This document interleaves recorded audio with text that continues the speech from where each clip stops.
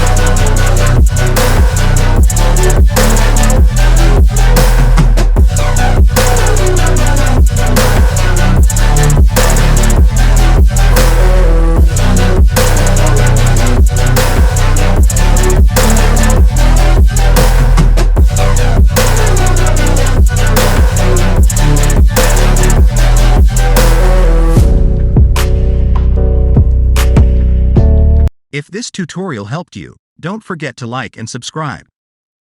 Thanks for watching.